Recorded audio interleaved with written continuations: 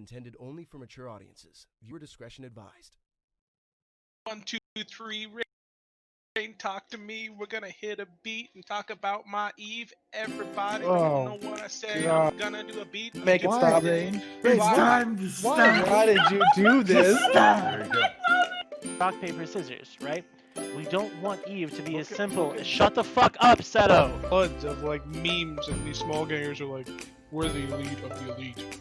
Do not fuck with us. We will kill you. We are the best players ever. It's like, dude, I did your shit. I did it better than you did. And it's like, yeah. You know what this conversation is like? When I say not enough super die in Delft, and people tell me, oh, look, there's a super die in Delft. So it's like, when What I'm are talking you about even the balance talking issue, about? We were talking about fucking balance, not supers Yeah. dying in Delft. Look, Why look, does look, look, everything with you have to be about supers fucking dying in Shut Delft? up! Shut up! Christ.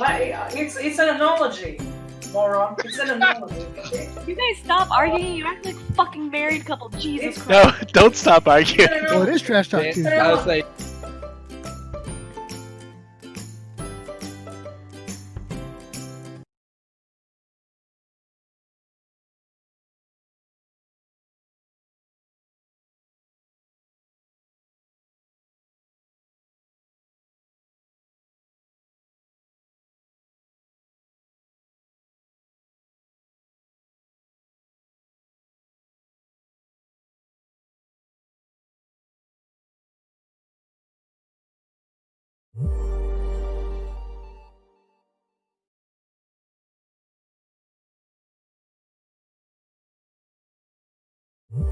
Hey, can you guys hear me?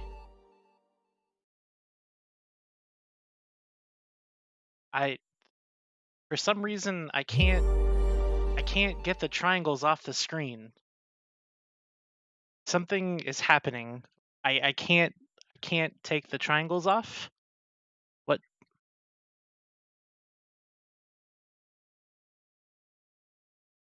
Okay, hold on. Let me.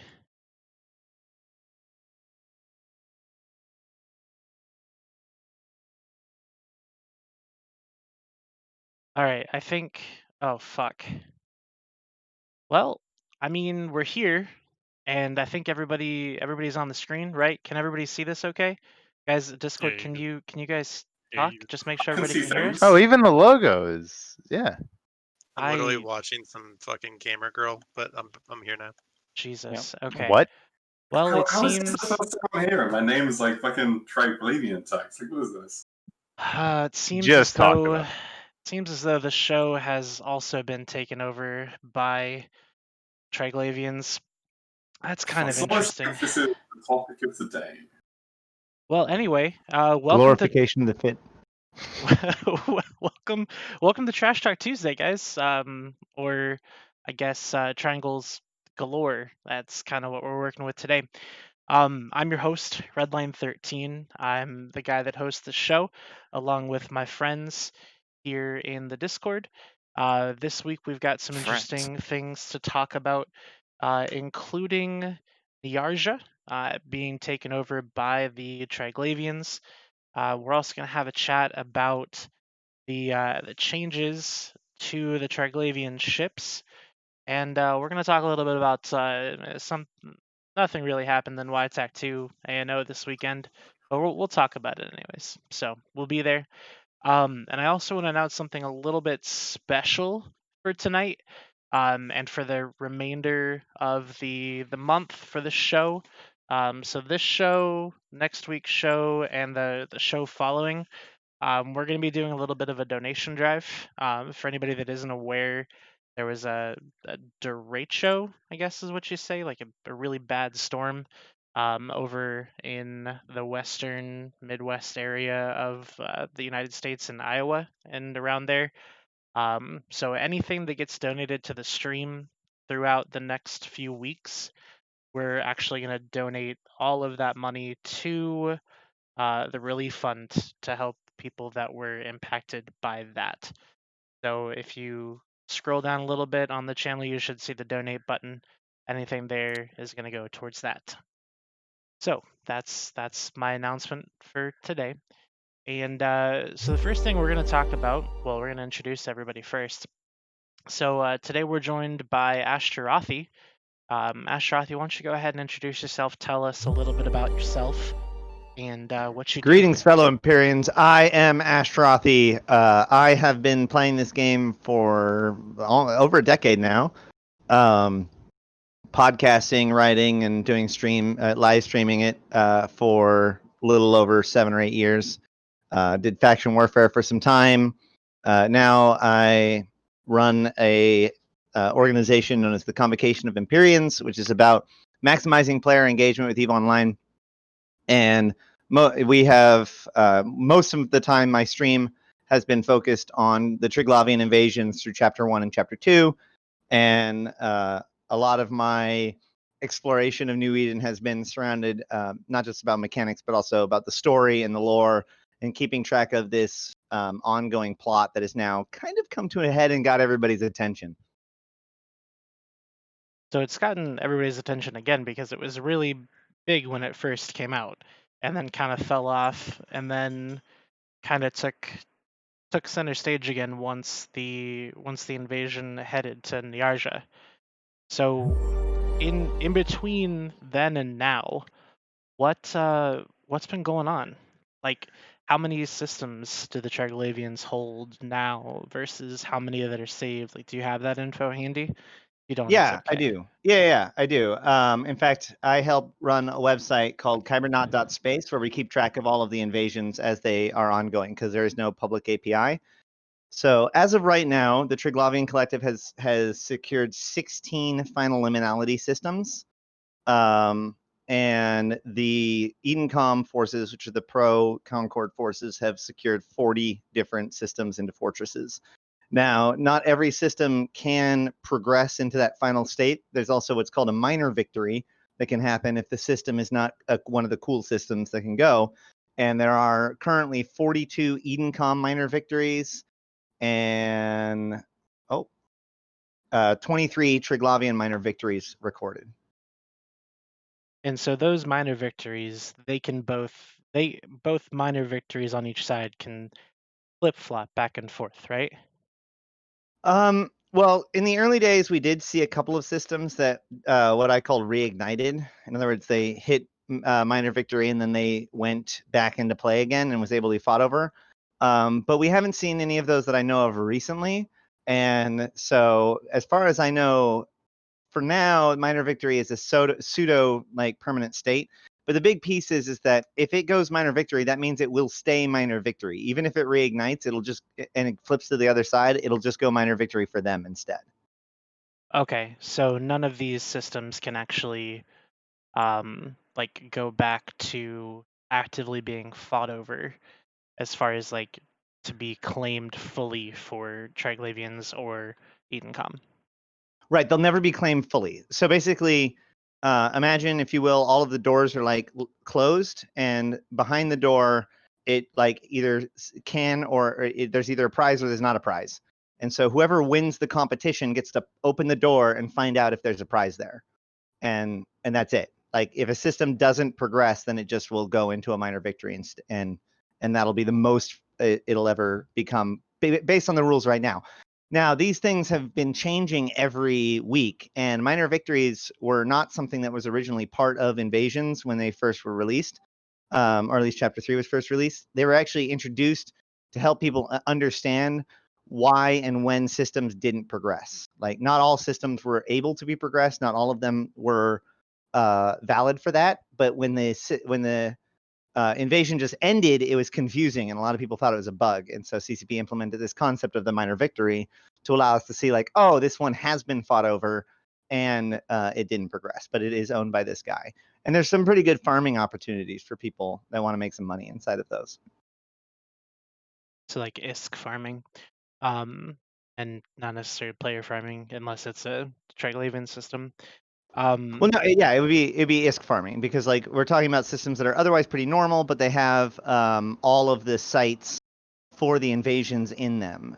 So if you remember, or if any of the viewers remember from about a year or so ago, emerging conduits were a really big deal. Well, that concept is back, and you can find them in these minor victories. So a lot of people can just go and grind on these sites, either minor victories, emerging conduits and minor conduits if you are fighting for Edencom, or forward posts and staging areas if you are working for the Triglavians. So you can go to one of those systems and just run those sites in order to make money. And then Byteflux asks in chat, does the minor victory go away at the end of the entire invasion event? I don't think we know that yet, do we? We don't have any idea about the from our understanding, the flipping of systems and stuff, that should be considered a near permanent effect. What is going to happen to all of these systems is very unclear because the story has not yet progressed, right? So that we are leading towards something, and there's a lot of theories about what will happen to minor victories and final liminalities and fortresses as we go forward. Risk, that's not a valid question. That is a totally valid question. You better answer it. It's not a valid question. The show's just fine when you're not hosting. Trust me, it's fine, okay? So the invasions actually started about a year before everybody thinks that they did, almost. So Invasions Chapter 1 was a PvE experience that was very similar to Incursions, but kind of iterated on that and was developing a new AI system.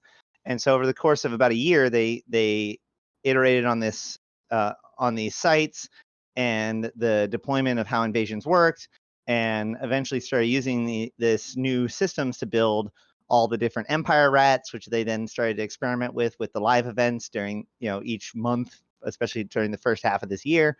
And then when they were ready for like the full scope of what invasion was meant to be, that got rolled out in the form of Invasion Chapter 3, which is when, obviously the actual like conflict of choose a side came out. And even then, a lot of people didn't pay attention until Rarvos turned. That was a big moment because it was the everybody saw for the first time that this was a real thing that was having a real impact. It wasn't just a joke. It wasn't just Ashrathi often they're being crazy talking about stars, and that got everybody's attention.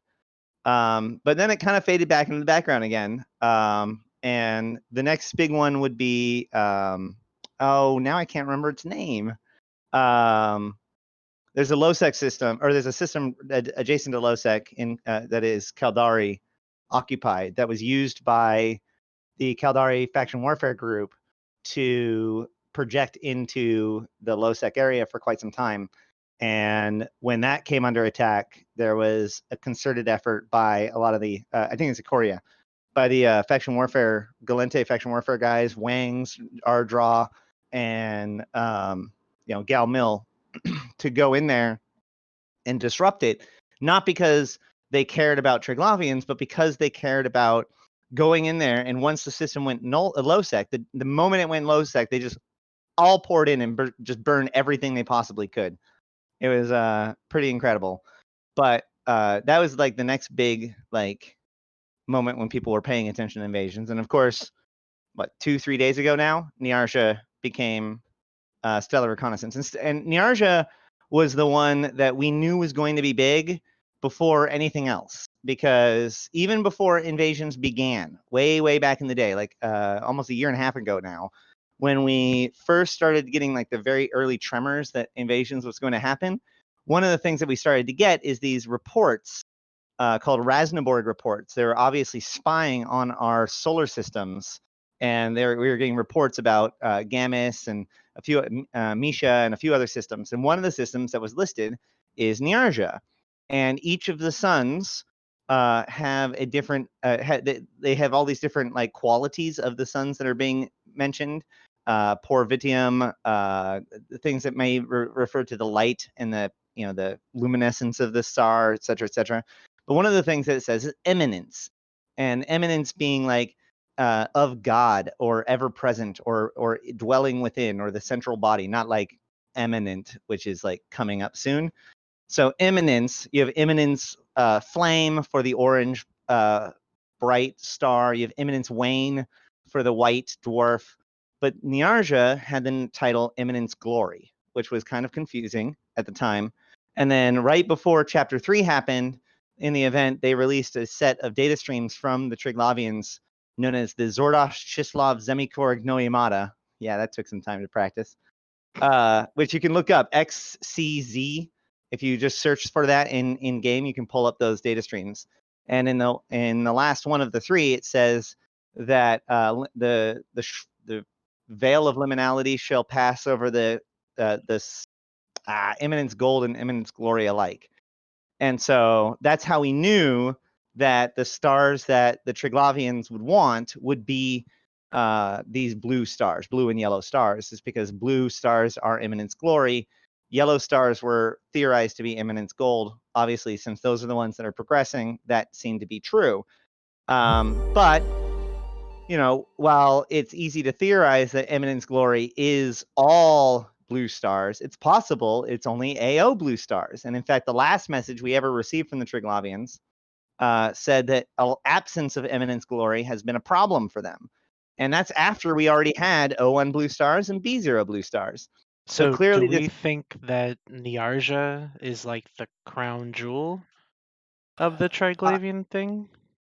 I don't know for sure, but it's the only one that we knew for sure they No. wanted. Oh, Dom, what's wrong? What? All right, fucking shit's all fucked up here. It's the only one we knew came out, for you a said, fact "Oh that they no." wanted. No, that's nothing to do with the podcast. Sorry, my shit's all fucked up. Well, even outside of like the lore side of things, right? It was good timing, though. It's clearly like the most like gameplay important system that's been involved in this. It was, if nothing else, it was a tease from the very beginning that, by the way, NIARJA is going to be a thing that in play. So, and I do want to ask as well, and It was in that report. We can open this up to the rest of everybody else too, because there are some people, there are people in the channel here that have fought on both sides of the conflict, both in the Edencom side and the Triglavian side. Well, actually, one of the Triglavian dudes just left. I guess Fountain Frank has to go do a fleet or something. But anyways, so Villy, can you tell me a little bit about the story of the little guy and what was up with that? Because I saw that as just like funning around with the lore. Am I right or wrong? Pretty much. Like, I don't think that anybody actually was super concerned about NIARJA. It became a big meme.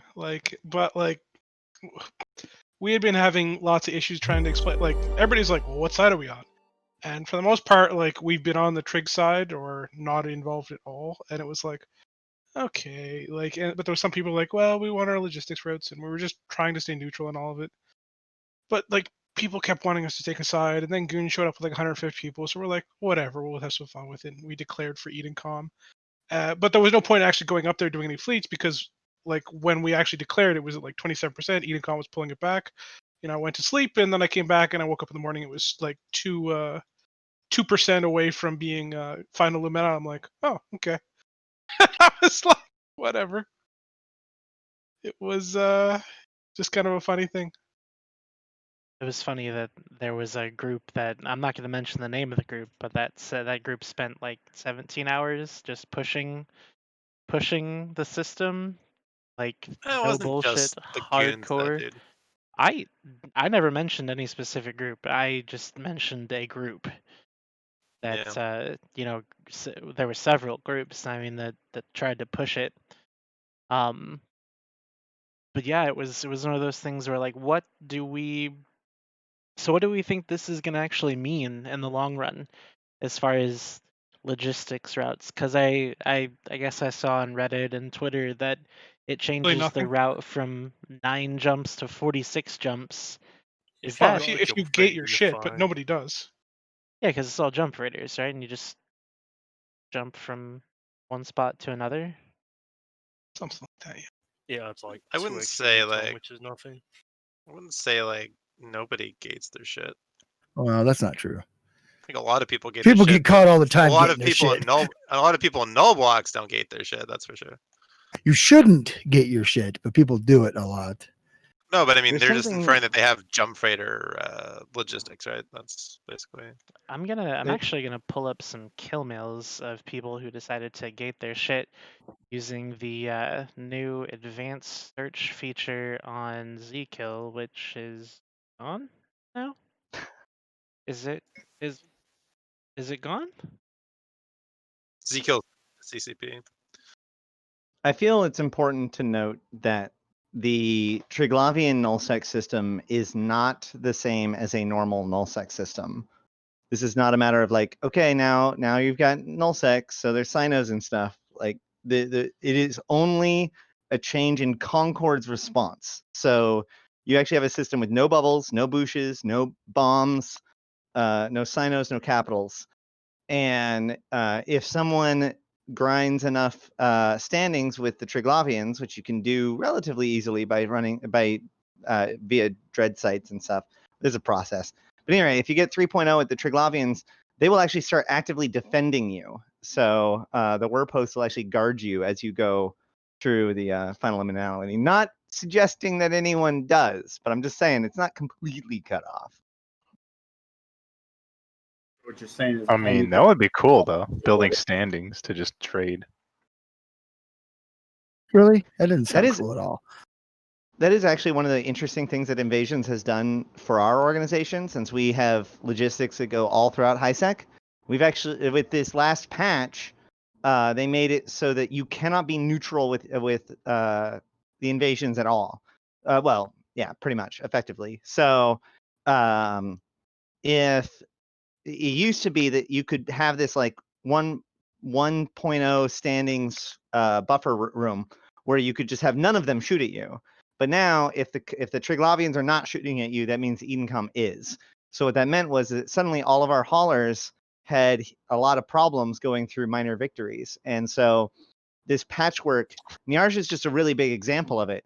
But this is something that's already been impacting the hauling systems throughout New Eden for the last several weeks.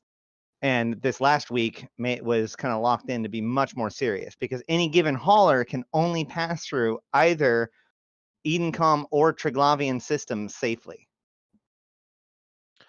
So will Edencom like actively defend you? Is a question So somebody asked. yeah, if you manage to grind 3.0 with Edencom, which I don't know if something has changed, but about a month ago when we were I was getting feedback from everybody. I got the feedback from Edencom that they don't actually have the standings booster that the Triglavians have, so it would be extremely difficult to do that. I don't know if that's been fixed or not, or if they are intending to fix it. But Well, yes, in theory, if you've got 3.0 standings with the Edencom, they will defend you. With how important NIARJA is, are we going to see people potentially escort their freighters or try to hold it like a racket? Probably. There will be ransoms. I mean, they can hold them for as long as they want now. No, I mean like they'll hold the system. No freighter passes unless we let it pass, type of thing. Oh, well, yeah, And yeah, then a toll. I think It's kinda like realistically, you're Ransom. going to see the same behavior as you do in any other low-sec system where freighters just don't go there because of the risk. Well, do they want to go 9 jumps or do they want to go 45 jumps? It's This might just kill. This might kill Amar. As I mean, a trade hub, freighters it maybe, might but really destroy their market. I don't think it will destroy the market. I chatted to a guy who's glad to see this. He's glad to see that other trade hubs are going to get attention. I'm looking at Dodixie and I'm looking at Amar, and I'm hoping that they get a lot more use and the reliance on Jita is a lot less. I actually really like the fact that we now have a proper chain. So Jita trades with Dodixie, Dodixie trades with Renz, Renz trades with Amar. Yeah. So what's your thought process? Did you just say that Amar is gonna die? Is that what you're? No, not as a thinking? not die out as a trade hub, but it's going to really suffer. And I feel like Dodixie is instead going to benefit greatly because they're still not cut off from Jita. Oh, I see what you're saying. Yeah. Okay. I think Dodixie is definitely going to start taking a lot of Amar's business. Fun fact, I've been talking about resurrecting the Dodixie market for a little over a year, and when the mechanics of this whole invasion stuff started to play out, That was my first thought. I was like, if I can convince people to take down NIARJA, then that means that Dodixie becomes the better trade hub. Congratulations. You got it. And here we are. You fucking got what you wanted. Well, one of the more interesting points here is that, you know, like, if this becomes a long-term thing, when NIARJA like is, air quotes low sec for like a long time, it kind of incentivizes decentralization of high sec markets away from Jita, and Jita has been obviously like the de facto hub for a very, very, very long time. I think it can go either way. I think it can either become more decentralized, or people could just consolidate further into Jita, and we'll depopulate the rest of high sec somehow. Well, either It could way, go either. the point that I think is the biggest thing here is that this change is the kind of change that we've talked about wanting in Eve to like mix up the market or whatever. But more importantly, CCP did not do this. They just simply gave us the tool and made the thing available, and we made the decision through our actions to make this happen. So because this was all random, right? Like every system that gets invaded, like there's a list of them, but it's random when it gets invaded, and it requires random's actual. Random's probably a misnomer. Basically, there's an AI actor that runs the TRIGLAVIANS effectively that has its own goal, just like the EdenCom, and so it deploys strategies. So, but it was not decided by CCP. It was decided by the AI that CCP has developed. So, in that sense, random, out of CCP's control, direct control. I even confirmed this morning that NIARJA was not. It wasn't like some like, oh yeah, we just nerfed the Amar rat, so now it's time to make NIARJA the target. No, it was the day that Zoria decided to attack NIARJA. I would like to ask Vinny, but sadly he's deafened, and I'm curious if he's going to move the domain, or if he's going to change the domain trade hub because of the weakening of Amar, and if he's going to set up a trade, or if he's already set up a trade hub in Botane or somewhere like Auvergne next to Dixie. Wait, so the TRIGLAVIAN, so it's like almost like we're watching a game of Stellaris happen from a much larger scale, and like it's just EdenCom trying to retaliate to all the decisions that the TRIGLAVIAN AI is making. I mean, haven't we always been? I mean, yeah, you can call the nullsec leaders the players of a giant Stellaris game, but I don't know.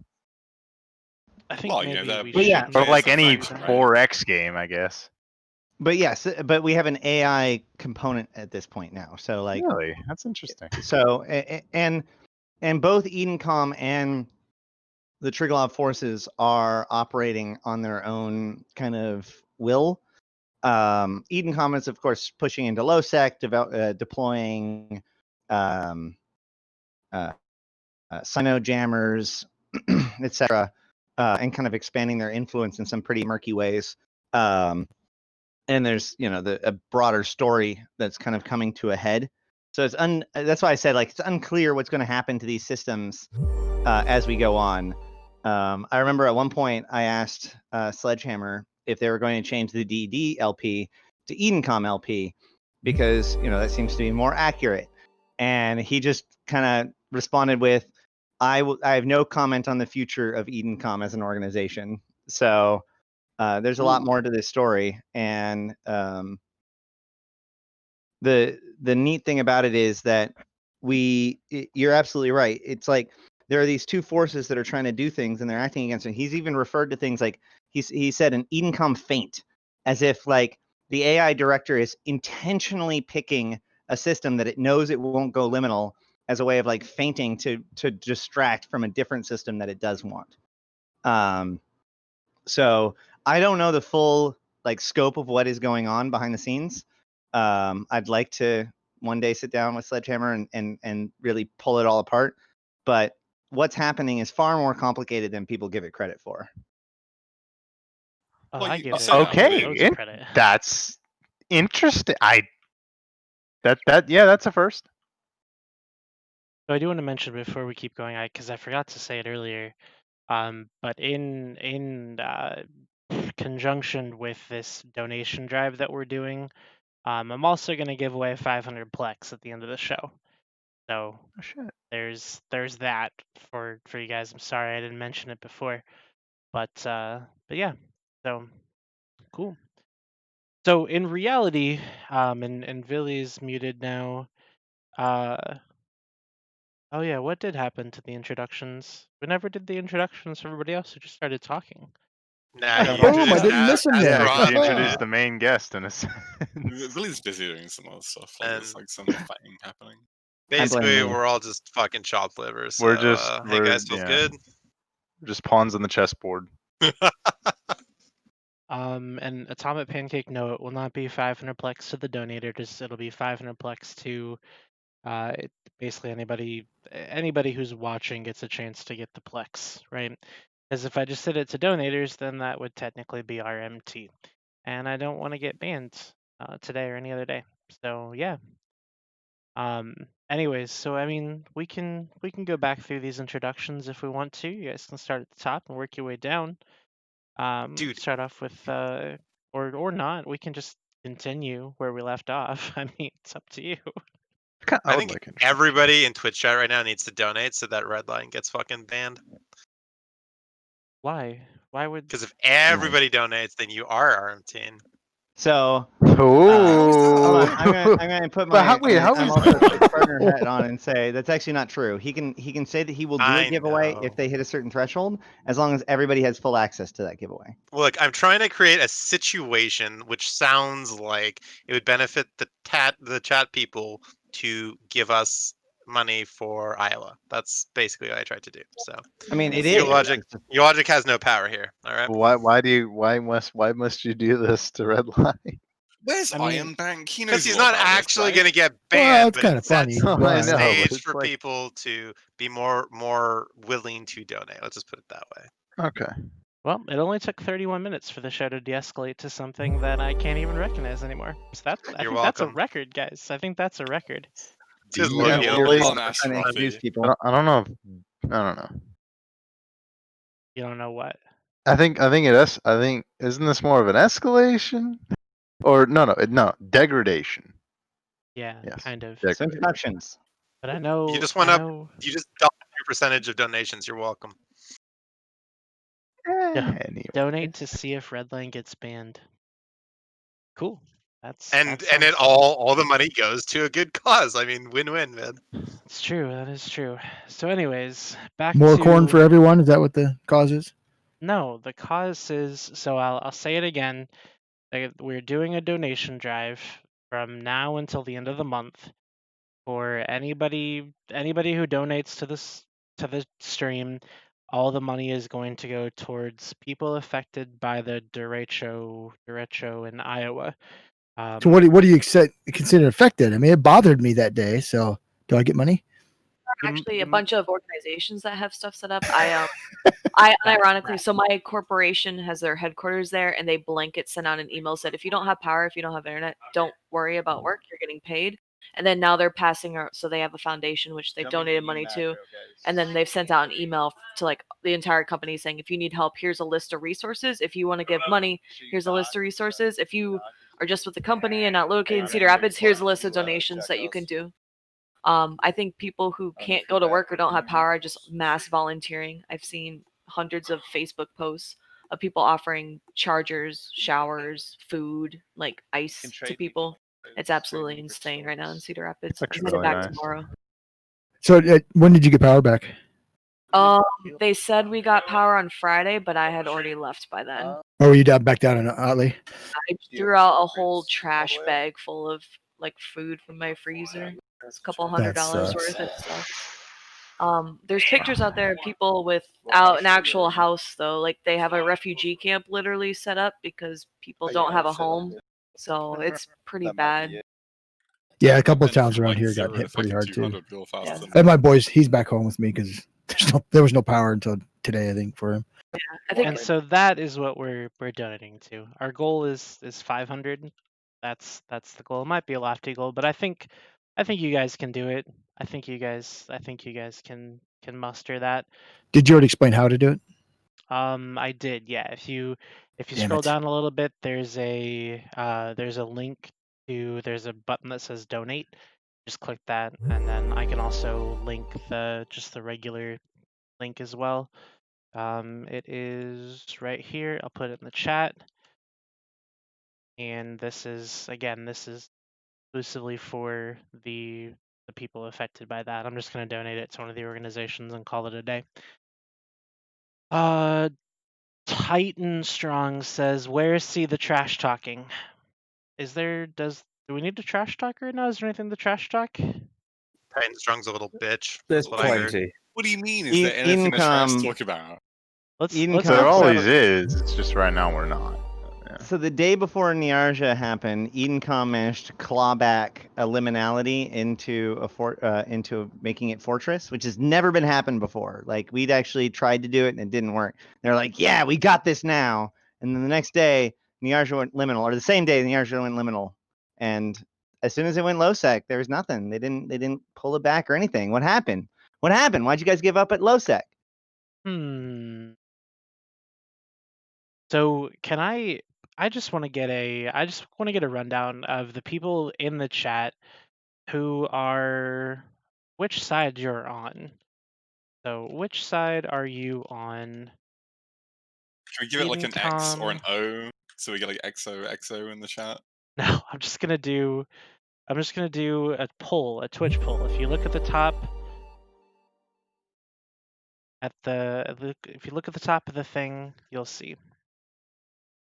Okay. This is what I do All with the like my triangles. fleets normally.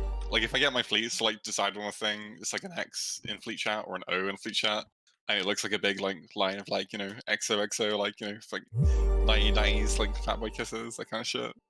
Yeah, I like those. Anyways, if you don't have a side in the fight, then don't vote. It's okay. It's fine.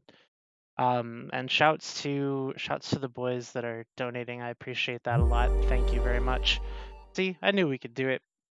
Anyways, let's look at this poll. So it's actually not possible to have a side, to not have a side, just like Wanted D&T says. You actually have to have a side, otherwise, one side will fuck you up.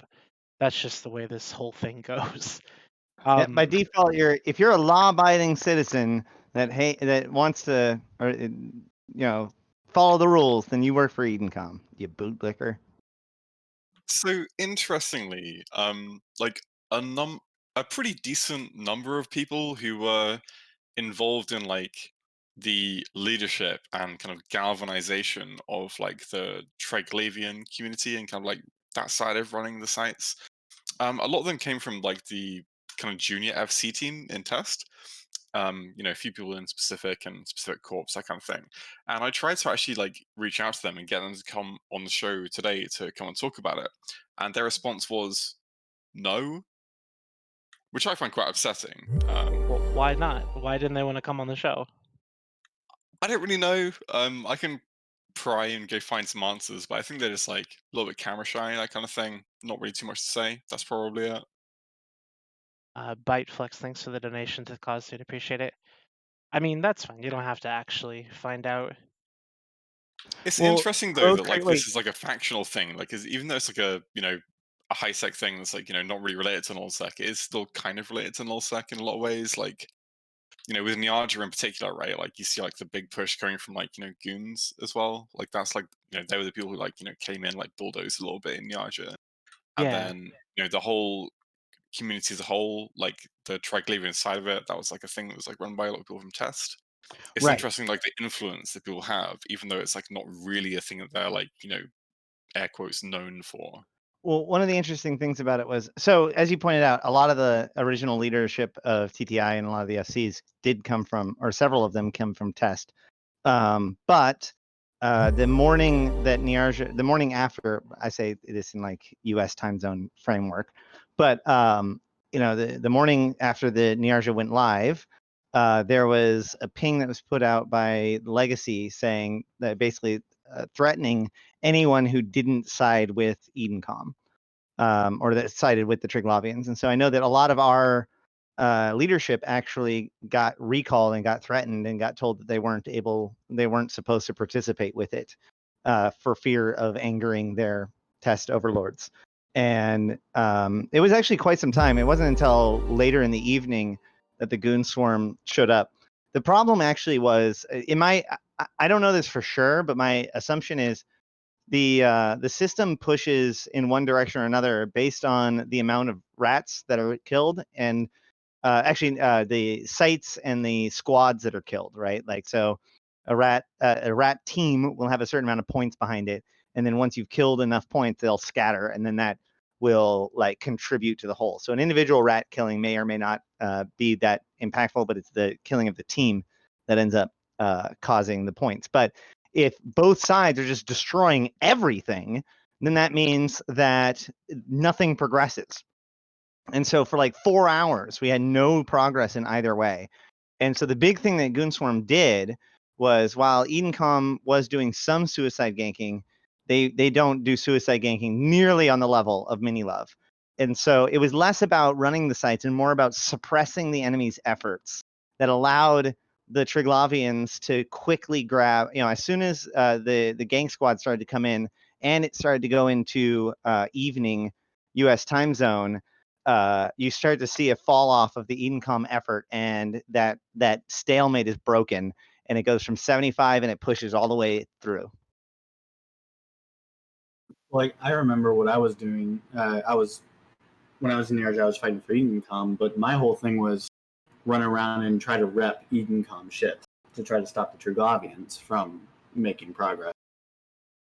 Right, but that's even like when there's 580 people fighting in local, none of that stuff matters anymore because everything just blows up. Oh yeah, I think we had like 15 ships repping this one rat, and we were able to keep the rat alive for 3-4 minutes until it finally broke. Don't you think that it's very interesting that this specific instance of this event happening in NIARJA, it's actually done a very good job of like introducing to a lot of high-sec players the scale of operations that happen in a lot of nullsec or low-sec. This might sell it to some people, yeah. I mean, the Yeah, scale of and- what's happened in that one system is probably very new to a lot of people who've like not really ventured out of high-sec before. I think that's very interesting. Well, and also broadly, these invasions are designed to help train people. One of the biggest problems with the old AI is that fighting old AI doesn't teach you how to play EVE Online, right? Like learning how to fight against a mission, the fits that you build, the things that you do, the EWAR that you're allowed to use versus not allowed to use, and its effects are all very different than if you're fighting against a real person. But these new AI, they respond like players. You can jam them, you can damp them, you can newt them, they newt you. Like they scram you, they'll pod you. They have skirmish teams, so as players get into this stuff and they work their way up from like lowly salvager to Macarial pilot, they are actually learning to fly as a fleet and as a team in an environment that is increasingly authentically PvP until it literally is PvP. The one thing I do like too is that the whole repping rats in order to gain standing, like I think that I really enjoyed that. Yeah, again, the rats behave like normal players, so you can rep them, you can jam them, you can do all kinds of stuff. A lot of people don't realize that. So one thing I do want to ask, just because it was a part of this is obviously the biggest topic that we've got tonight, so I wanted to cover it, and that's why we're spending so much time on it. But one thing I wanted to ask is how did how did you respond, or how did people that you were fighting against, how did Edencom, I guess, respond in like when goons actually showed up and started pushing it hard? Were they like unhappy that they were participating? One of those things where like, they didn't feel that nullsec players should actually be there? Or was it more along the lines of just like they just kind of gave up? Did they Dude, keep they hadn't fighting? ratted. They hadn't ratted in like fucking 2 weeks, dude. That's probably what it was. They needed to scratch that itch. Wonder what that is. So I can't tell you how they responded when Goon showed up, but when Brave showed up, there was a whole lot of energy and a whole lot of excitement. a lot of the Edencom guys were like, "Oh yeah, Brave's here. Come on, let's go, guys. Brave is supporting us." And it almost felt like everyone went from all the other systems to go into NIARJA, almost because there was like 2-3 other systems that were being attacked at that point. But now that you've got Brave here and they're supporting and they want to help save NIARJA, it kind of felt like the whole of Edencom was like, okay, guys, Brave is helping us. We can win this. We've got the support of Null. Let's go and kill them. Yeah, it is really important to note that, like, as I said, in my opinion, Goons came in kind of towards the end of it, because it was after a full day of fighting that they showed That's up. definitely true. But Brave came really early on, and this is also not the first time that, I mean, in Rarvos and in Vale, we had large teams of null set groups coming in once it reaches first liminality. One of the reasons why Rarvos took so long to get through first liminality is because people didn't know how the overviews worked with trig stuff, and so like a lot of the null blocks would just come in on that first day or whatever that Rarvos had fallen to first lim, and they would just kill the trig because those are the ones that are shooting at them, and they weren't there to shoot at any of the rats. They were there to shoot at players, but since the rats were shooting at them, they were shooting at the rats, and so they ended up like actually pushing for Edencom pretty significantly. And so I had to like build a whole, like, go and talk to various null leaders and be like, this is how you need to set up your overview. Like, I don't care if you shoot and like how many pro trig people you shoot, just make sure you also are shooting the correct rats, you know? You have to tell Billy how to set up his overview, dude. You can be honest.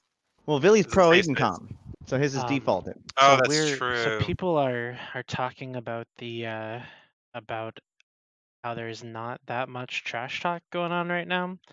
And while I appreciate that, we're trying to have a really good conversation about what's happening in Eve. And Yeah, and NIARJA is a very relevant media topic, right? It has a very immediate effect on a lot of people. It's a very important, very well connected, very widely used trade route that connects like the north part of HiSec towards the southwest part of HiSec. And it's particularly interesting, that Goons and the Imperium as a whole have turned up to try and push that into final liminality, which a lot of people might think would be detrimental to them, because that do some kind of like cutting off of their trade routes to HiSec, or at least to Jita. But one of the things that's very interesting to note is that the reason they're able to spend a lot of time in that is because they are not defending Fountain, because they got all this free time. They're not actually defending their own space, so they're able to go to HiSec and go and engage in these events. Wow. I think it's interesting. To me, what pleases me about all this is that during this supposed awesome war that's going on, this NPC PvE thing that everybody has been telling me is unimportant for 2 years, got everybody's attention to voluntarily. Like when the Drifter attacks happened, people complained about non-consensual PvE. Oh my God, we had to cancel our war to go deal with this PvE. But this was actually something that was like, this is something going on that's involving PvE that we are going to choose to now deal with that as opposed to our big crazy war. And the other fun thing is that I actually got a screenshot that showed that within the 24 hours, like when Y2 had happened within 24 hours of NIARJA coming under liminality or coming under threat, and there had been more kills. There had been 1,700 kills in Y2 and up to 2,100 kills in NIARJA. There you go. See, that's well, insane. Y2 was like a few hours, right? It was like a very localized, time-specific fight over a very specific timer. Whereas NIARJA is like a very wide time window where Well- there's a long-term fight going on, right? Over like I think Y2 was a little longer than 2 hours. So it was if like we 5 hours at most. Like if we nothing more want than to that, Yeah, right? but if we fights want under to tie-dye, shift though. back over to YTAC 2, if we want to shift over to YTAC 2, we can. Before we do that, I will say that I did just launch the raffle a second ago for the 500 plex, so you can feel free to type !raffle to be entered into that. Now what I will say is that while NIARJA may have had 2,100 ships killed, the actual stuff that happened in Y-2ANO, it happened over the course of 3 days. It was the initial reinforcement of the Keepstar, then the armor timer of the very same Keepstar, and then it was the there was a fight over the Fortizar, basically, is what it was. So all these things considered, there was over 6,500 people involved. More than almost 4,000 ships were lost in the fighting. I mean, 323 billion ISK was lost over the course of that time frame. So I mean, it was a pretty big deal. So if we want to talk about that, we can. How many ships talk did you about lose that the second time? The second for the armor timer? Yeah. 400. Oh, I'm sorry. Hold No, on. no. Did you lose? Me personally? Yeah. 3. Oh, better I than the lost. first time then. No, I think I lost 2. I lost 2. Oh, So then 50% better than the first time. yeah, so I lost 3 the first. I think it was either 2 or 3 the first night. It was 4.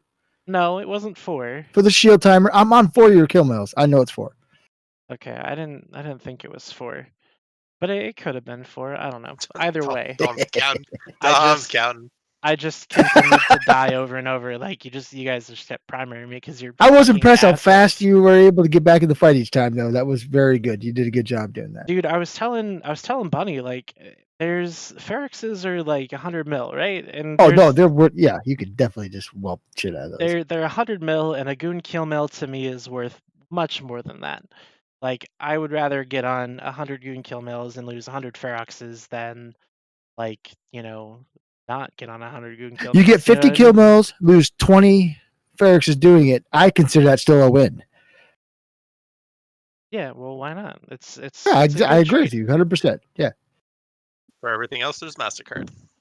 But that being said, the amount of, like, honest to God, the amount of chimping that has been done about Y-2 is so goddamn ridiculous. It's not even funny. Like, I have to watch the meta show every week, right? Because if I don't, then I miss when Brisk and the Matani mention me on the meta show. And I can't have that happen. I think they like you, dude. I don't know. But anyways, It's the same as any other big fight that happens in LoL. Like you know, it doesn't really matter the circumstances or who had the advantage or who didn't have the advantage.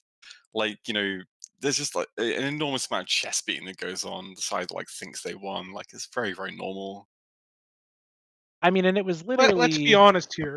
The Imperium won Y2, right? They saved the of time. course. But like, that's it. They bombed a fleet and it was Proga, but they lost the exact same amount. It's awesome for them. They got to bomb a fleet to win a fight. But like, that's kind of part of the interesting thing I think about it. Whereas like, what happens if Proga doesn't get bombed? What if Test, sits there with 200 Ravens? Like, how does that fight go otherwise?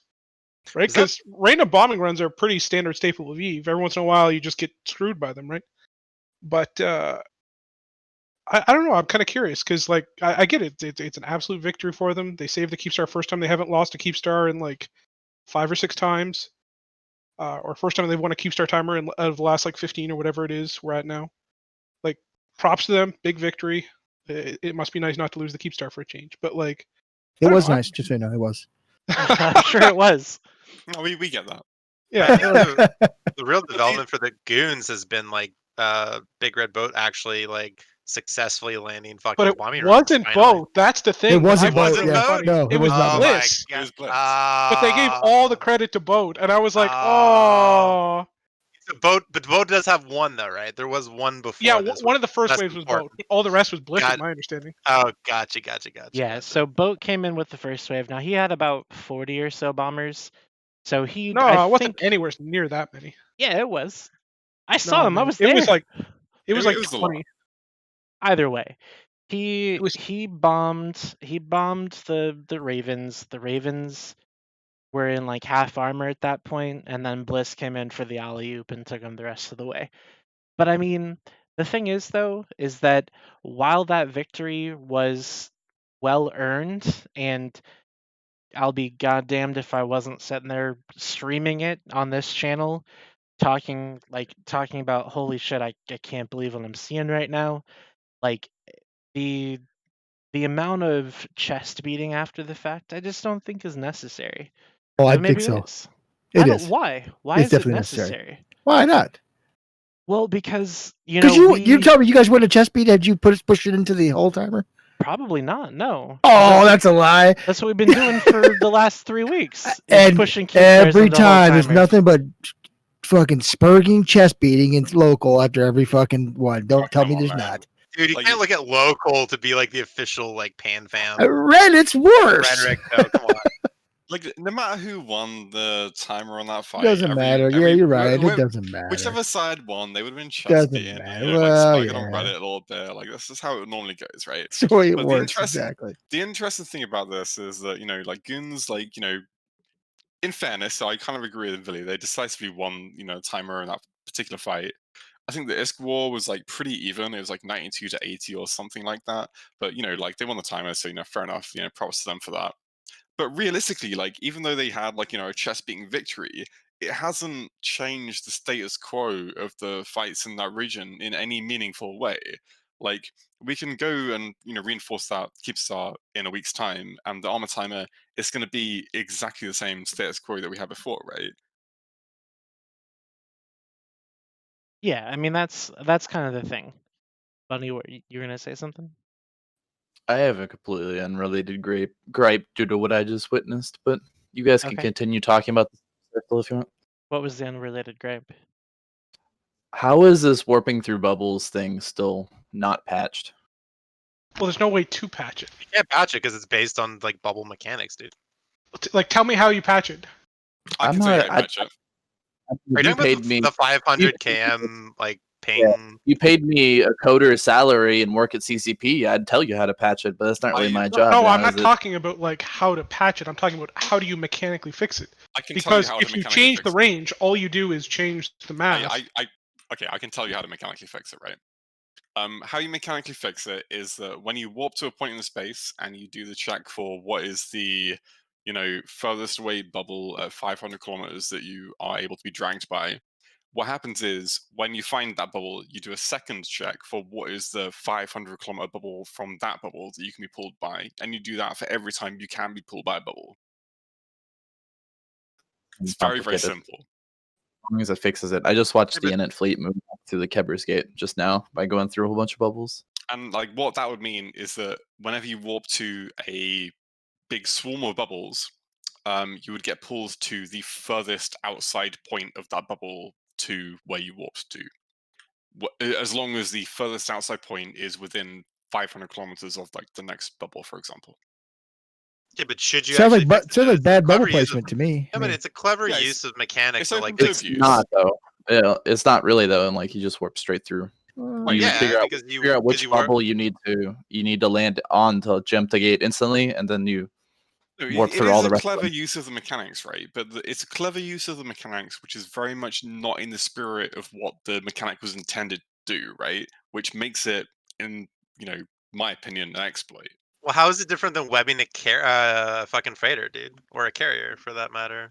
It's the same. It's an exploit of shit mechanics that works and it benefits player bases, and everyone can do it. Right, but it's a matter of scale, right? Like, should a freighter be able to warp 2 seconds faster than it would normally? Okay, that's like one thing. Well, it's a little more like 15 seconds in some cases. Okay, so 15 seconds, still, like, should one freighter be able to, warp 15 seconds faster than it should be normally? Should 4,000 people be able to warp through, like 400 kilometers of bubbles? That feels much more wrong to me, at least. Well, I guess it depends on who set up the bubbles, doesn't it? It shouldn't matter who set up the bubbles. The bubbles are irrespective to what the intention should be, right? It's a gameplay mechanic.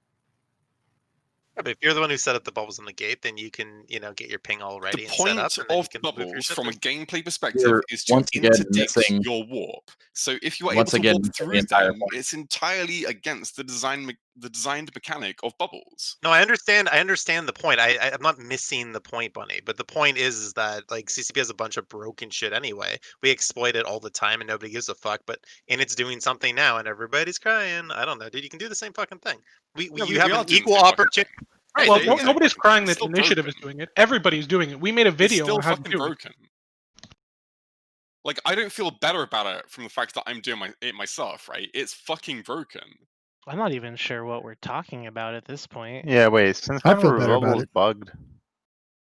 It's a mechanic. So if you do it right, the short version is if you do it right, you can warp to a gate that's completely coated in bubbles, anchorable or not, and then set yourself up perfectly so you land it in the bubble or on the edge of the bubble that gets it so you can jump on contact instead You of need to landing on set the up- edge of 100 kilometers of bubbles. Set up a bubbles at the edge of it's like on the gate, right? And then Oh. from that direction, Yeah. that exact direction, you set up a ping that's 500 or 505 kilometers away from the center of the bubble that you just anchored or whatever fucking set up, and then you basically warp your fleet to the ping, and then that basically that edge of the bubble stops you. All the other bubbles on the gate, because the whole thing's bubble fuck, do not, because of the way that you've set up your bubbles, and so then you are able to warp directly to the gate and get the fuck out while everyone else has to like wade through a shitload of fucking bubbles. Like, It was a happy. thing of Pando had a whole thing on it on his FC thing. It's not a case of why Init is doing it. This is just who I happen to see do it just now. But like, I mean, I feel no better about that one existing or the whole POS thing where you can shoot people hitting a POS with a POS or shooting a jump gate or something with a POS or any of the other random, not exploits, but game breaking bugs that are still around. They feel like exploits Breaking. sometimes. It's funny with the POS gunning exploit thing, like because I started agree, doing POS that shouldn't be too. able- So, and I Like, still feel no. scummy for it. Well, everybody's doing it now, but the funny thing is, like, I think it actually is good right now because, from what I can see, jump ridges are just too undefended right now. Like, the fact that they're like basically like zero defense is probably not correct, but like the Fortizar level was probably a little too strong, maybe. Well, definitely the Keepstar level was too strong, but it's just funny because it's like they're definitely like I definitely feel like they should get at least some minor level of defense, which to a degree the POS guns add. Yeah, I'm not really just trying to point out about which ones I hate. It's just those kinds of random. No, absolutely. game- Like I'm just trying to like kind of counterpoint, I guess, a little bit that like sometimes these things that break or exploit or whatever we're gonna call them, broken mechanics are actually probably good at different points, which is kind of an interesting thing. Speaking of broken mechanics, let's talk about time dilation. Because Oh, I saw your Oh, post. boy. I very much agree with your post because I remember whenever anybody who's been in a major tie-dye fight has done the thing where you look at the outstanding calls to make sure your modules are cycling and that kind of shit. So And you're then talking about- bounties. are you mine talking was about Redline? clogged. Mine was clogged by the fucking bounties and kill rights. Wait, Redline, are you talking about structure timers, like counting down in real time versus time dilation? Is that what you're We talking can talk about that too. Drugs do it too. No, Because not like really. that's an interesting topic too.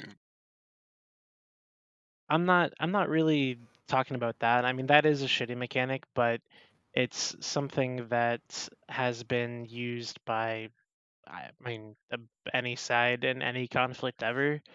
Well, the problem is with that one, I don't know if you can do it the other way, right? So if time dilation did affect those timers, it would take in some cases like hours and hours for those things to repair, right? And I get that, in theory, that's the amount of time you would have to do it, but the way it works is it's really awkward either way.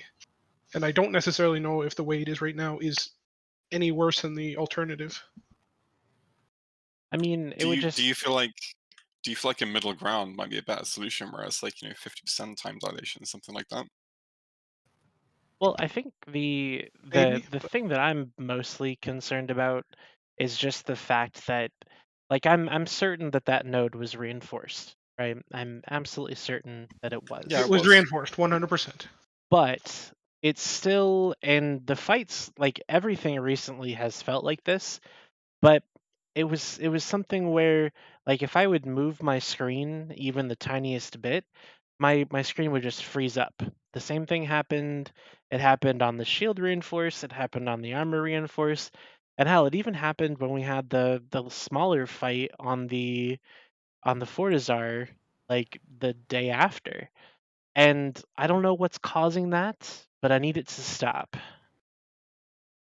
Is there more that CCP can do? And I don't know the answer to this. This is why I'm literally asking the question. But like you had mentioned during your stream Redline that they hadn't turned off like the bounty system or something like that. Like, right?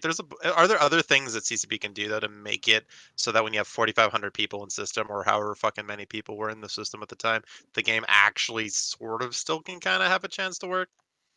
Well, there's two problems that are happening here, right? There's the server being able to keep up with all of the different things that are happening, and that is what causes time dilation, right? Like if there are more things happening on that node in a single second than it can process in a second, then it needs to time dilate, otherwise it can't keep up by definition. But there's actually a second side of the problem too, which was part of what like the 64-bit client and stuff was designed to fix, which is your side of things, right? So if you turn your camera and that causes things to lock up, that means it's your client that's having issues. It's actually trying to process all of the different things and all the particle effects and all the different LODs and all that stuff. So, obviously the 64-bit client helps this a lot. But they ultimately they have to create a system that at that point you're worried about draw calls and all kinds of stuff, because if you've got 1,200 actors on field, it doesn't matter what's controlling them. That's a lot to process for the client. Yeah, for sure. It's not. So, he was talking about the bounties in kill rights thing. So way back, like it's kind of wild to think of it as way back. It's probably almost 2 years ago now. Whenever a test was deployed to Origin, and we had this fight on a Horde Fortizar on an unreinforced node, and so it was in low sec. And whenever CCP reinforces a node in low sec, the first thing they disable is Crime Watch, which is something that exists in low and high sec. Crime Watch being enabled was one of the things that kind of broke server performance in the way that Redline describes it. So I'm curious if bounties and kill rights is something that could be disabled in the null level to maybe free up some server performance. Who really knows? I'm network dumb, so I've heard It the will very likely help suggestion. some, but how much is open to interpretation, and probably that interpretation is very closely related to how knowledgeable you are about how CCP's internal systems work. That was a fun fucking fight, by the way. Well, and I made a post well, on that Reddit about Origin it. one wasn't fun because that was the one where fighters wouldn't even respond correctly, or links wouldn't cycle, or warping around in system wouldn't work. Yeah. That fight wasn't fun. All the other Origin fights that were on reinforced nodes and had Crime Watch disabled were a lot better. So I made a post about the bounty and kill rights system on Reddit, and it got a Yeah, I lot of saw it. upvotes, which was super cool. A lot of upvotes, a lot of karma for your boy, just saying. But anyways, CCP Aurora and CCP Darwin commented on it, basically saying like they brought up the concern, like to see if it was actually a concern. And reading through some of the comments, basically people are saying that the reason that those calls are there is because they end up being low priority calls rather than like calls that are going through at a higher priority. So for instance, instead of your module activating, it will, it'll look at a kill right or a bounty. So it doesn't do that. It puts it in a low priority mode, and that's why those calls stay there. But I think that even if that's the case, like you've gotta wonder, if those calls weren't there, would we have shorter bouts of tie-dye? Probably not. You don't think so? Not I would necessarily. I don't believe so. Y-2 is kind of an extreme example because anywhere there's like a golden point in my mind where as soon as you get past a certain player count in local of actual active players instead of people just cloaked in system and watching, then the game really suffers for it. So like what did we peak at for Y-2? Was it 4,400, 4,500? Yeah, so it got was up there. almost Really 49. high. Okay, I thought 47. I didn't. Okay. Yeah, the highest like I saw that- was 4,900.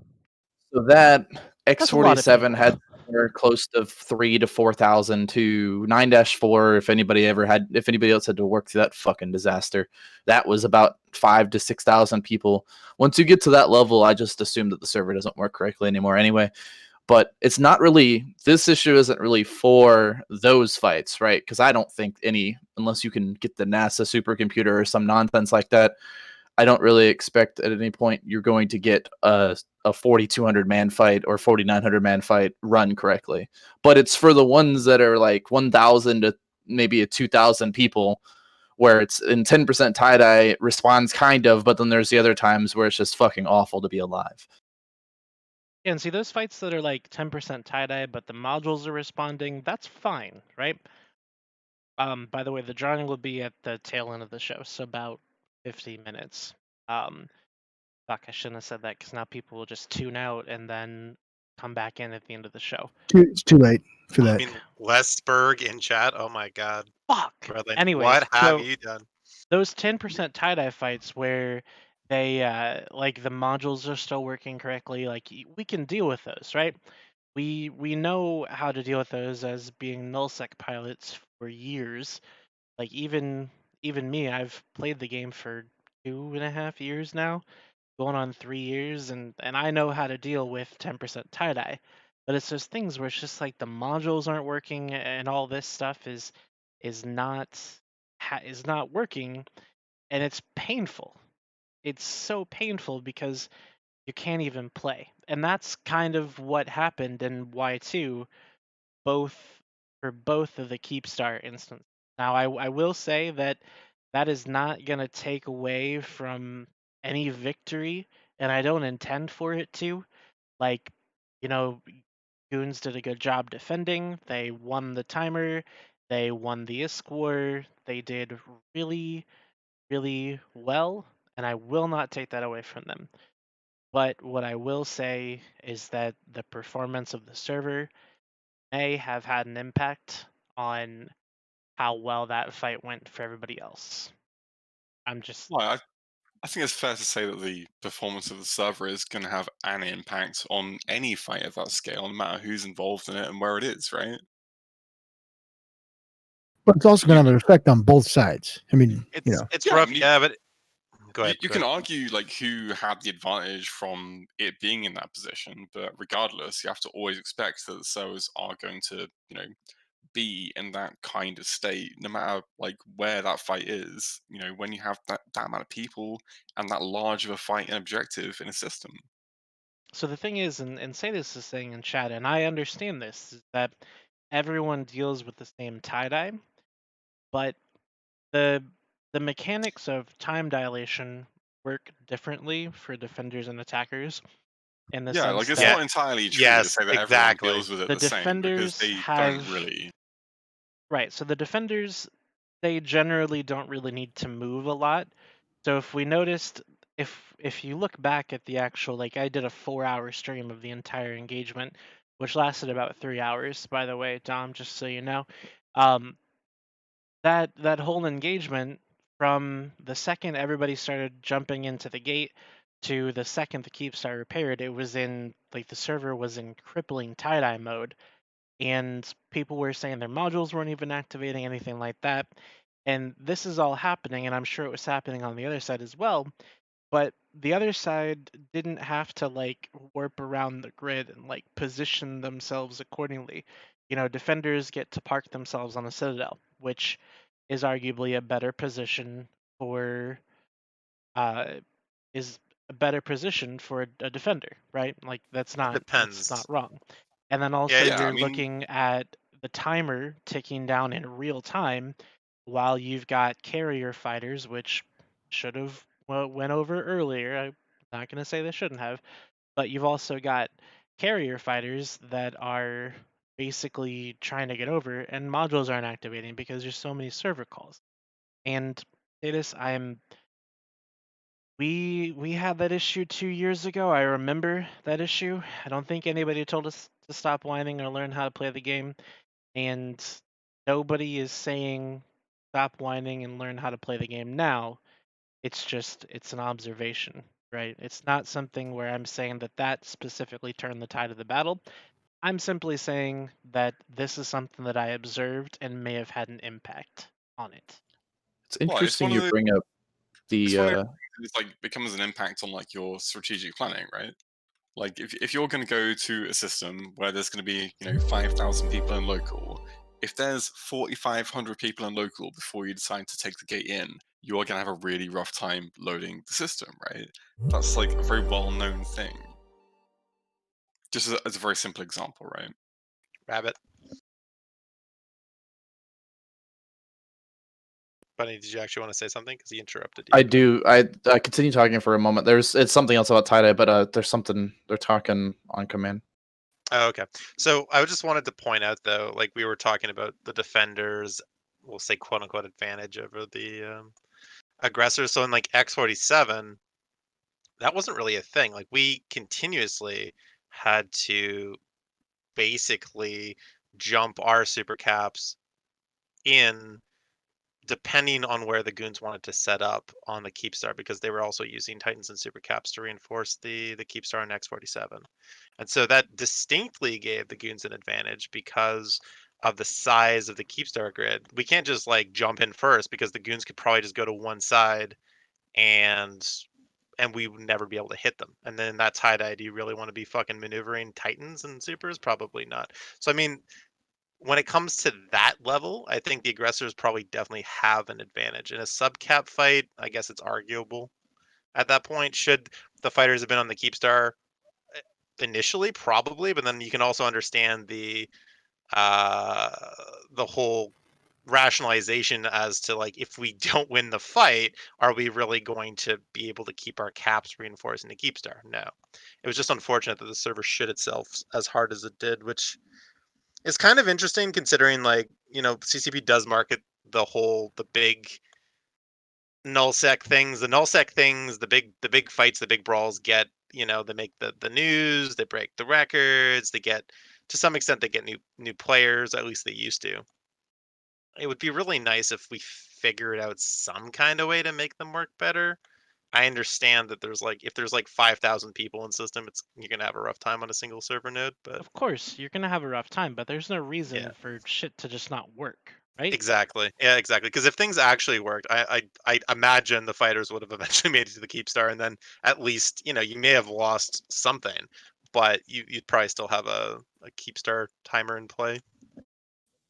So it's interesting you brought up earlier that you've been playing the game for 2 years. I looked back to see whenever time dilation was introduced as a mechanic, because before time dilation, we had this wonderful thing called nothing working at all at any point in time, and with way less people. And so 2011 is when the dev block for time dilation was released. And I remember way back when being in Mostly Harmless, and my younger brother was in Rage Alliance at the time, and we were trying to shoot a Titan with bombers, and you just stared at it because it locked forever. You would get the lock animation for about 30-45 minutes, and then it just warped away or disappeared back when that was a thing. And it was so time dilation as it exists, at least things work kind of. But I hesitate to think that this is okay, that no more progress needs to be made, which I doubt that's the mindset. But because right now we're getting a little bit of both systems, right? It's in slow motion and shit doesn't work, which is kind of awful. When you get up to those higher player counts, it's pretty fucking bad, dude. It's the worst of both worlds, basically. I'm truly curious if there is a way to kind of get a better supercomputer. I suspect there isn't, but it's pretty funny that we are complaining. Hamsters.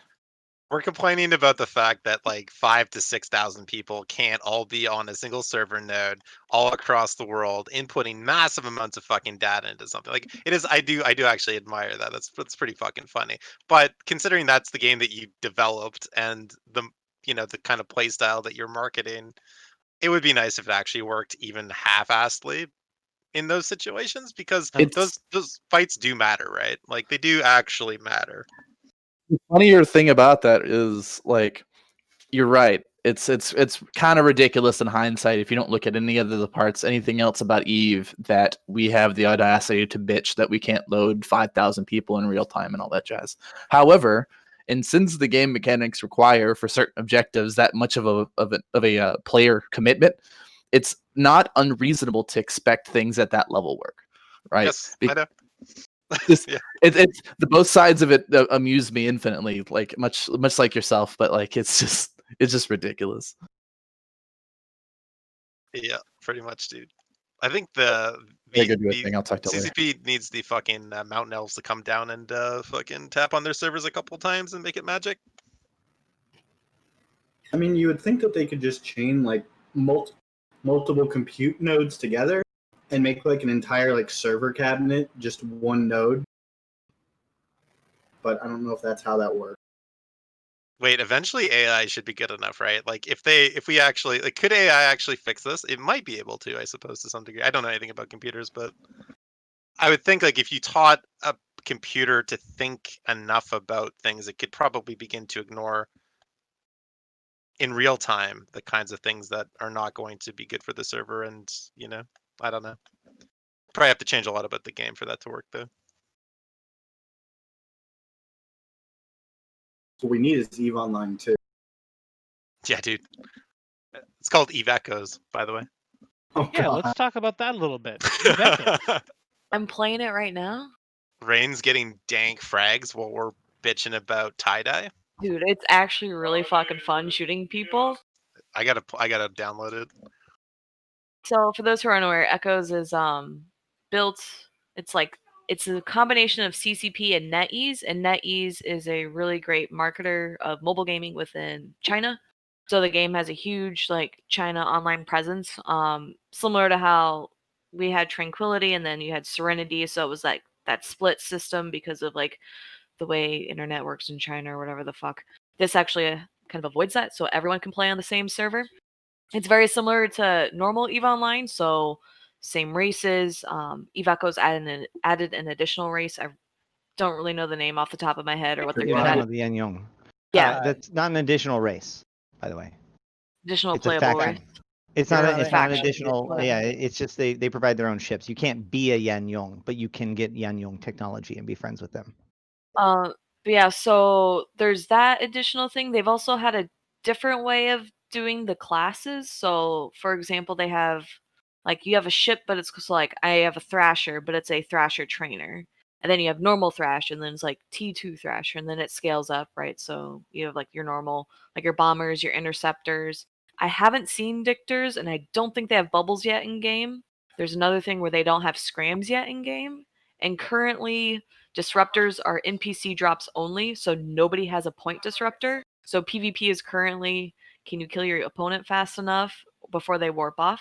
High Or have sec them and not low sec. noticing. Yeah, or have them not noticing. Some people just AFK play this. It's really weird. Right now, the missions are also really weird too. They're more mobile gaming-esque. Like you click on it, you go and you do like 3 waves of rats and you make dank money. Like that's what I do right now with just like random ships. Everyone damn can it.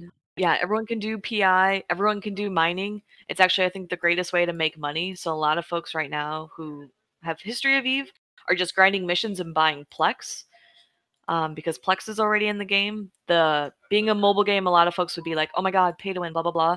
It's currently using the subscription model, so you can buy Omega, and then you can do the Plex, obviously, and sell the Plex, and then so you have yeah. Sorry, so I was going on about Plex. So Plex is worth like I bought some at 13,000. And so it's right up now under 30,000. So if you're thinking like long term with how EVE Online worked and they introduced Plex, great investment is to obviously invest in Plex if you have the means. It's actually super great. I really like that fact. 500 Plex for Omega is still sort of same model as EVE Online. It's actually I'm having a shit ton of fun with it though. It's a little different. So like there's manual piloting, but it's extremely difficult on a mobile screen. So you have to double click in space, but it's all tiny.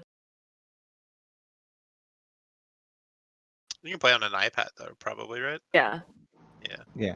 Well, So so you can also, I mean, I'm playing on an emulator, so you can obviously play on your phone. You have to think a fancier phone or iPad. You can play on an emulator. So I use BlueStacks, but there's a lot of them.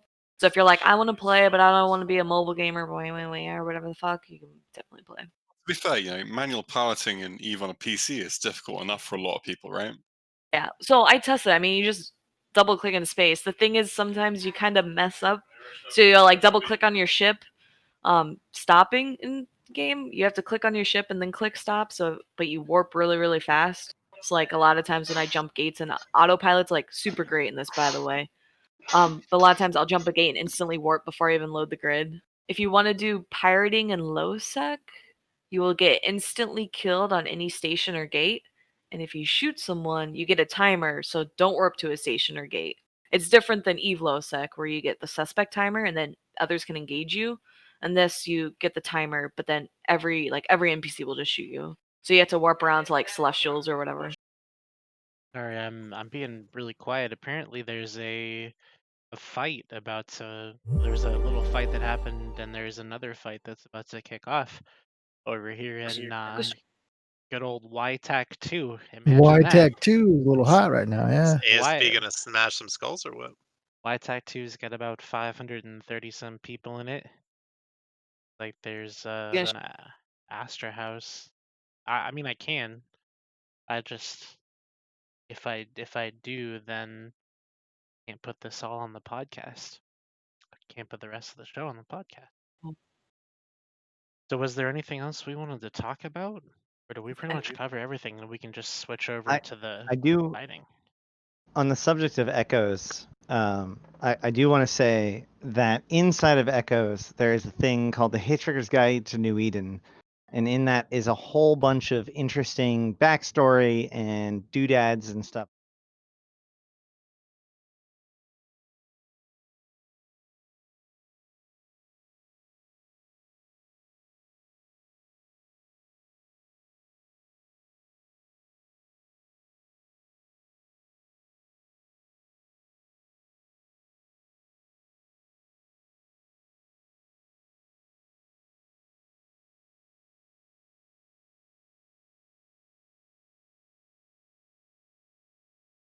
Oh, hold on. It says you're muted. They said that you're muted. I'm sorry.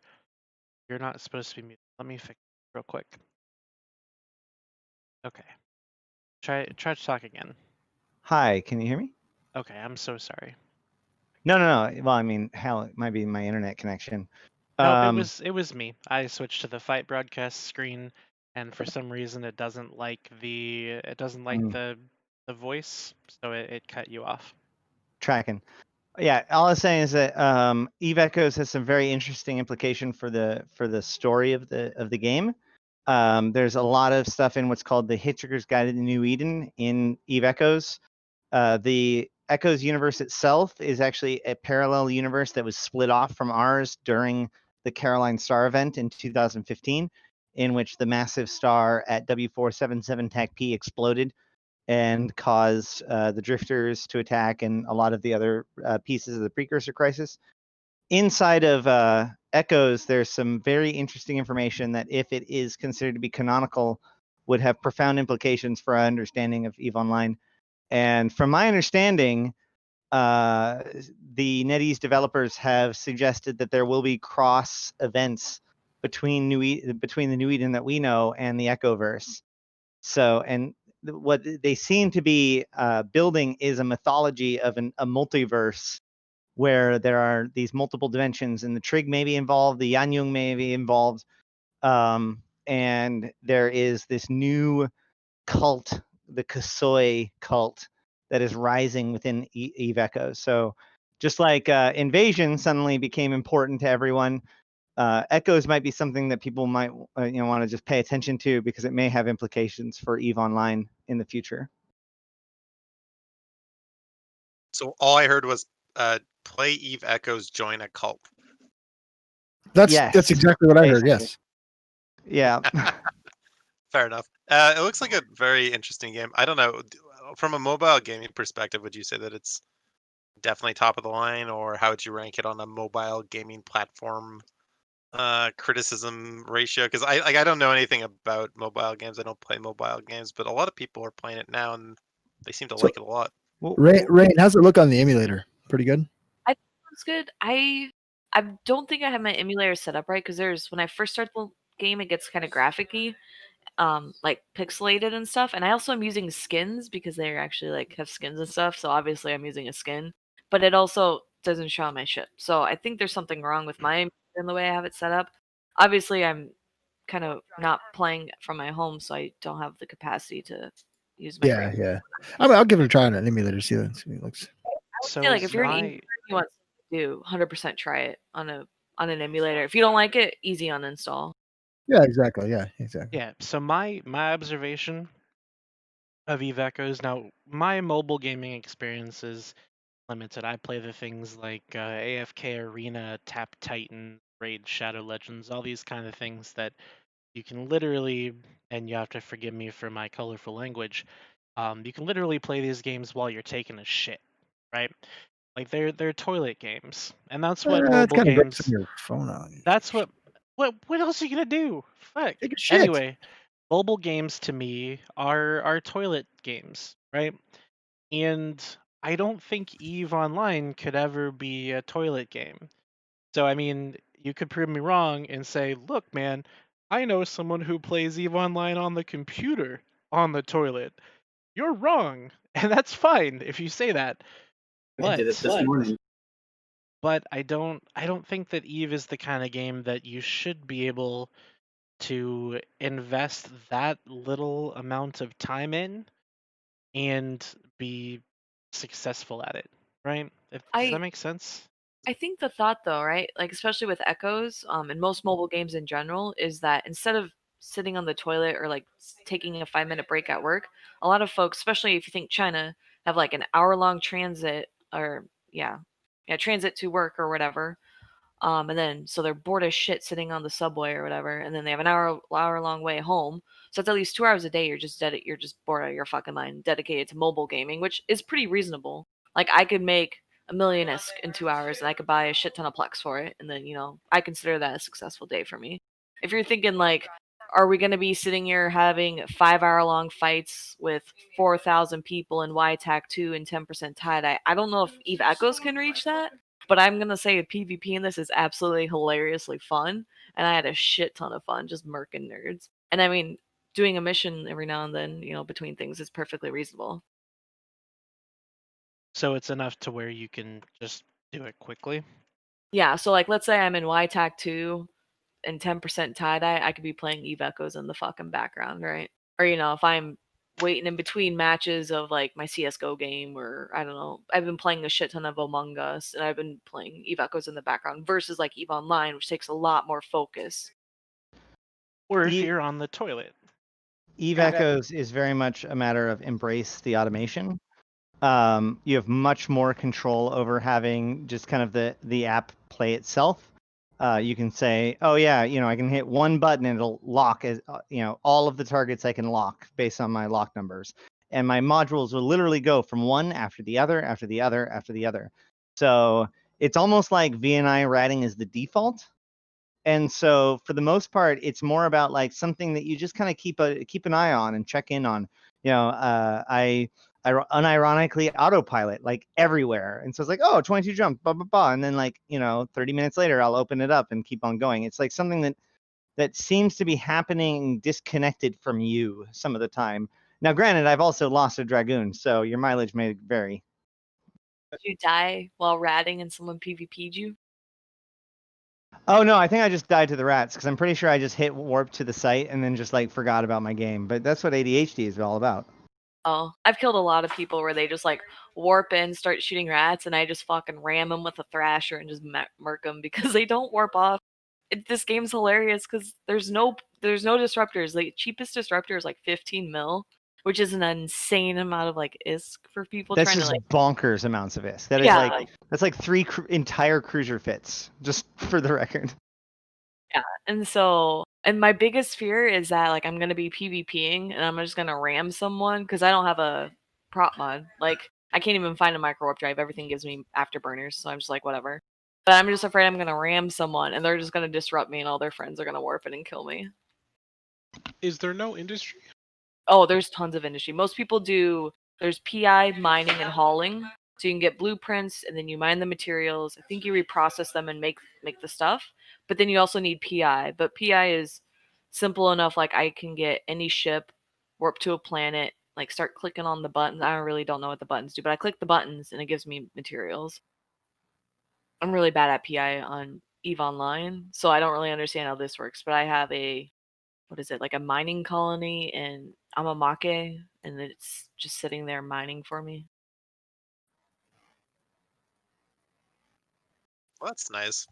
Yeah. So I mean, like literally everyone has the easy ability to do mining, industry, PI, as well as just ratting, and then you can throw in PvP if you want. So I'm obviously PvPing, but a lot of folks are just sitting there grinding ISK because that's what they want to do and they want to start building. I think like some of the EVE Echo nerds are like super hardcore and they're like creating tons of corporations and alliances. Like one guy was saying he had the fastest skill training to try and go from like a 0-member corp to like max member corp because that's what he wanted to do was like build his corp. There are already tutorials out there based on the beta. Like these guys are like it's kind of weird talking about like mobile gamers being super nerdy because like we're EVE Online nerds anyway. But the mobile gamers of EVE Echoes match the PC gamers of EVE Online in terms of like nerdiness. My question though is like, so that being the case, is this gonna be like a mobile game that's friendly to like people who don't play EVE? Because I mean, I guess it would be, but at the same time, it's like they're gonna get min-maxed by fucking EVE nerds, though, right? But yeah, people can. I would still say if you're a casual gamer or non-EVE gamer, then yeah, definitely. Like a lot of folks, I've been getting conversations. They're like, "Why are you shooting me?" And I'm like, "This is EVE." They're like, "No." Yeah. Hey, So they- one thing that is really important to note is that there is no suicide ganking in high sec at all. So there is actually this huge you can't gameplay that's actually like shoot anybody in high sec. right. Like you can't activate your module. So there is like this. It's basically just like this is the playground, and at the same time, as Rain pointed out, there's no disruptor, so everybody's just going through low sec as if it was nothing. I went into low sec, and there was 25 people in local with me, and I freaked the fuck out because I realized suddenly that I also had no D scan. Someone ought to tell Goonswarm that the structure timer is over here, not on the. That's awkward. I'm sure they're fine. I'm Yeah, sure because that is. the 180 or so fucking services can take out the Oh, so carriage you're you guys not, brought in. you're not fighting? Okay, got it. I Fair doubt it. enough. Yeah. So I'll just stay right here, and then we can just watch this tick down. I would. Yeah. Structured Grinding Tuesdays with Redline. I mean, there's happening. That's okay. That's fine. What is this thing in Y-2 over? It's an Astra House, the planet of the Simps. Been Say again? the planet the of one the on the Simps. Keepstar. Yeah, has been Oh, I'm reinforced. sorry. Lack of Structured Grinding Tuesdays with Redline is what I should have said. My bad, dude. Let's see. I'm Looks surprised like they're there's so afraid to fight. I mean, I'm not. It's okay. They got their asses handed to them in Y2 on Sunday. See how stupid that sounds, Goons? See how stupid that sounds when somebody says it? That's what you sound like. Hey, and also I didn't hear what he said. What did he say? I wanna say to Customs Officer in the chat, who can't admit that they got their okay. Never mind. I know who it is now. Whew. Okay, so this man is definitely a goon, and that's okay. Goons are great. I love goons. Best enemies, right? Best. But let me just tell you for the record, sir, that we being PanFam, Legacy, yada yada, we got smoked in YTAC 2. You guys did a really, really good job defending your shit. Congratulations. Well done, gold star. That being Now, said, like, now shut the fuck up about it. Keepstars do get reinforced in wars like many times, like 10 times over sometimes. So it's kind of like it's almost status quo for a war. It just basically means that the goons actually did something, in my opinion. And I'm not Because even they trying won to. that one I'm time, not it even doesn't trying to make spin. it I'm not even really trying to much spin it though. time, I'm not even trying to spin it, but it's true though. Like in most wars, like there have been keep start timers, like where keep stars actually got RF'd in wars in Eve, where it was like what 10 times or more that these What the things get RF'd before they what the eventually. fuck am I supposed to say? I don't understand it. I don't Like, apologize to the this fucking idiots in this chat, guy dudes. says Whatever. they can't admit that they lost. I admit that we lost, and now he's chimping about something else. No, but he lost, right? Like yeah. So PanFam quote unquote lost, but then they're just gonna do it again, right? And I remove myself almost entirely from like I'm not even really part of PanFam. I mean, technically we Here are, we go. but not really. So it's like I have almost no vested interest in this other than I get to whore on the fucking Keepstar kills. Like that's basically my fucking gambit. But this shit happens all the fucking time. It's part of the game. So I don't know, dude. It'll get reinforced again, and then they're not gonna fuck up, and maybe the server will be slightly better, and then Tandem will have some amazing victory. Blah blah blah blah blah. Well, basically to tell you guys what happened. Or a failure again. Unless you want to like Either move way. your super caps over, and then you can actually defend it, and then we can say like, but otherwise it will die. It is going to die. Like there's no way it's not going to die. Just please acknowledge that. All right, guys. So I'm gonna go ahead and keep broadcasting this for the next little while. But we're gonna go ahead and do the raffle real quick, and then we're gonna shift over into the after show. So before we do the raffle, we are gonna do our final thoughts for the podcast. Then we'll start from the top and work our way down. We've had a lot of I think we've had a lot of good conversation tonight. So while we're doing this, make sure that you type !raffle in the chat that you can be entered to win.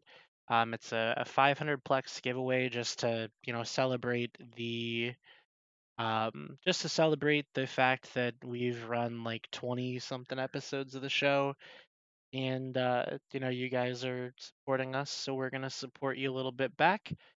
And make sure that if you do have the means to, you can donate to our little fund that we're trying to run. We're trying to raise $500 for the people that were affected by the derecho in Iowa a week or so ago, maybe 2 weeks now.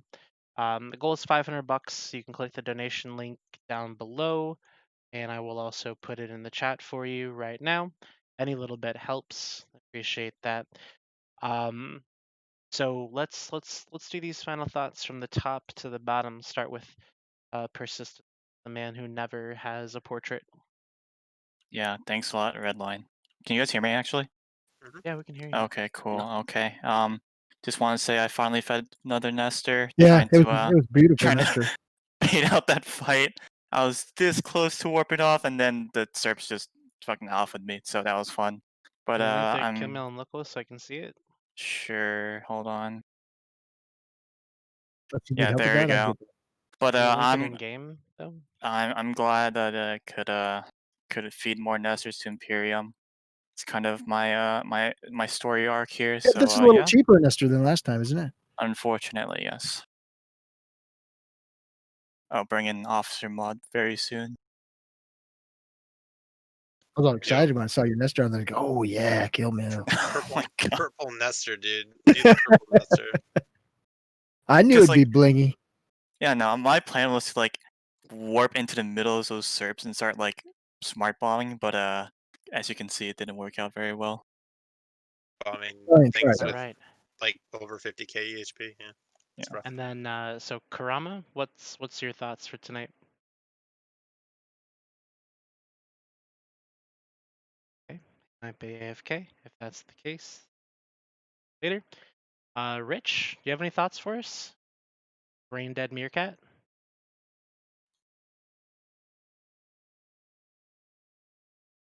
Nope. Okay. Well, we're 1 for 3. Ash, I'm here. All right, what's up? What are your final thoughts for the night? My final thoughts is that a year ago we were complaining about EVE Online being stagnant, and now we have one of the most craziest, or a huge war, and the topology of space changing in a meaningful way for the first time by player action in the history of EVE Online. There's a lot going on right now, guys, and it's worth digging into as much of it as possible. On the 25th, we're getting the Dread Collective expansion and Metaliminal Storms, which is only going to potentially advance this story through Zenith. And it is worth keeping an eye on what is happening because things are happening and changing in EVE on a weekly basis. My God, we didn't even talk about fucking dev blog patch note forum post thing. You mean about how my Dread blueprints just got way more fucking valuable? Yeah, that's pretty sweet. We'll What is talk there to about talk it about, later. really? All right, Dominarch, how about you, bud? I'd just like to say thank you to Asterothi. It's good talking to you again. It's been a while. And Y2 was a great time. Both timers. First timer, you know why I like that one, red line. And the second timers because we Yeah, won. fuck you. And Continue. I would like to thank Persistence also for the to fuck yourself, sir. Continue to fuck yourself. All right, Carmen, you've been a nice addition to the show tonight. What are your final thoughts? On what topic? What do you want me to talk about? Whatever you want. You can use this as a shout out. You can use it as a plug of something that you want to plug or anything like that. Just anything you want to say. Say it. I'm excited. There's a lot of like really interesting things happening in EVE for a long time.